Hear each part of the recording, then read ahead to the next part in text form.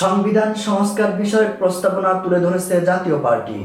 জাতীয় পার্টির chairman GM কাদের সংবিধান সংস্কার বিষয়ক প্রস্তাবনা তুলে ধরেন। উপস্থাপনায় জাতীয় পার্টির পক্ষ থেকে বলা হয়, বাংলাদেশের শাসন ব্যবস্থা হলো ওয়েস্টমিনিস্টার ধরনের সংসদীয় সরকার ব্যবস্থা। এই ব্যবস্থায় দেশ পরিচালনায় সংসদ প্রধান ভূমিকা পালন করে। রাষ্ট্রের সমস্ত সিদ্ধান্ত জনগণের দ্বারা নির্বাচিত প্রতিনিধিদের দ্বারা পুঙ্খানুপুঙ্খ বিবেচনার পরে সংসদের মাধ্যমে নেওয়া হয়। সরকারের যে কোনো কার্যক্রমের জন্য সংসদের কাছে জবাবদিহিতা করার ব্যবস্থা থাকে।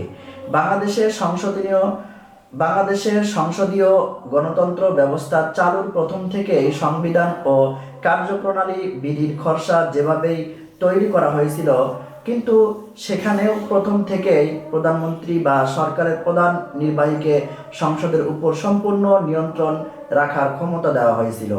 এছাড়াও সংসদের সকল সিদ্ধান্ত সাধারণত সংখ্যাগরিষ্ঠ ভোটের উপর ভিত্তি করে নেওয়া হয়। শুধুমাত্র সংবিধানের সংশোধনীয় যার জন্য এছাড়া সংসদের সকল সিদ্ধান্ত সাধারণত সংখ্যাগরিষ্ঠ ভোটের উপর ভিত্তি করে নেওয়া হয়।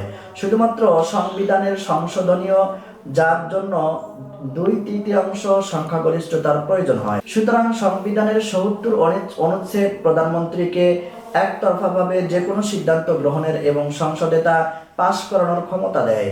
সরকারি দলের প্রধান এবং প্রধানমন্ত্রী যদি দুজন ভিন্ন ব্যক্তি হতেন, তাহলে প্রধানমন্ত্রীর পক্ষে সংসদের সম্পূর্ণ নিয়ন্ত্রণে কিছুটা হলেও ভারসাম্য থাকতে পারত। ঐতিহ্যগতভাবে এটি কখনো ঘটেনি।